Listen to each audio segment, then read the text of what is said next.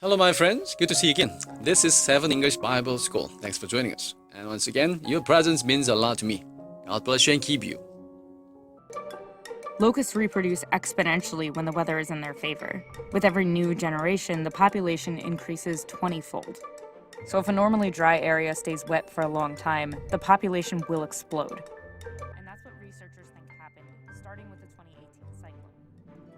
The unusual amount of rain led to an unusual amount of vegetation, which led to an unusual number of new locusts.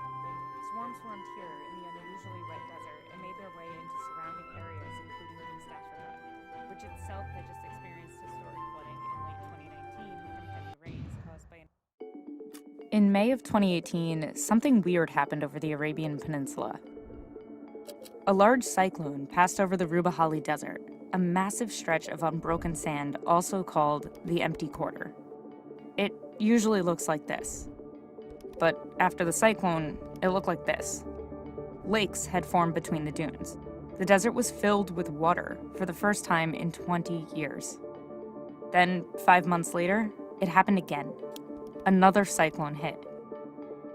Over the next year, powerful cyclones kept coming out of the Arabian Sea at a frequency not seen in decades. It caused catastrophic flooding in normally dry areas across the region, but especially here, in East Africa. Today, the floodwaters have receded, but they left behind a different type of disaster.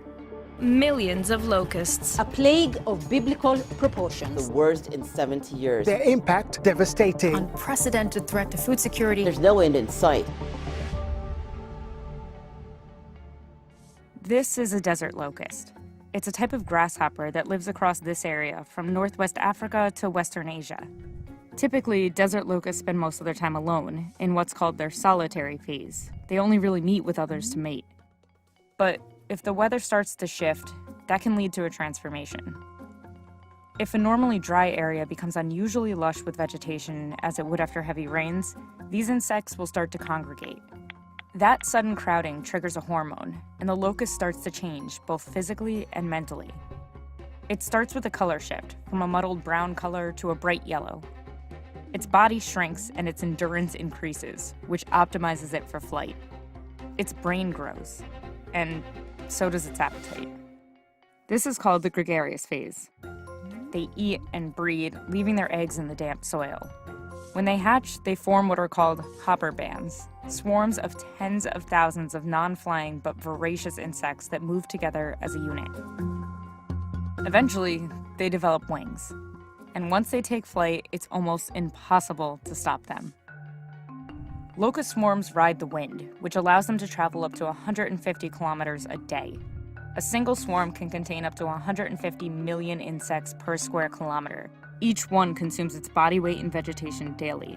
In 24 hours, a swarm of that size eats more food than 35,000 people. Since late 2019, East Africa has been experiencing its worst locust outbreak in decades. In 2020, the area has seen swarms as large as 2,400 square kilometers. That's a swarm of insects over 3 times the size of New York City, capable of eating as much food as tens of millions of people. The swarms of bugs are so thick that airplanes have been forced to divert their course. Billions of ravenous insects sweep through areas, decimating acres of farmland and threatening already food-scarce regions with famine. There's nothing left to harvest. There's nothing else that I know how to do. And they're spreading. In February, Pakistan declared a state of emergency. By late May, the swarms had reached parts of northern India for the first time since 1962. And the biggest factor in all this is the weather. Locusts reproduce exponentially when the weather is in their favor. With every new generation, the population increases 20-fold. So if a normally dry area stays wet for a long time, the population will explode. And that's what researchers think happened, starting with the 2018 cyclone. The unusual amount of rain led to an unusual amount of vegetation, which led to an unusual number of new locusts. Swarms formed here in the unusually wet desert and made their way into surrounding areas, including East Africa, which itself had just experienced historic flooding in late 2019 from heavy rains caused by an unusually warm Indian Ocean.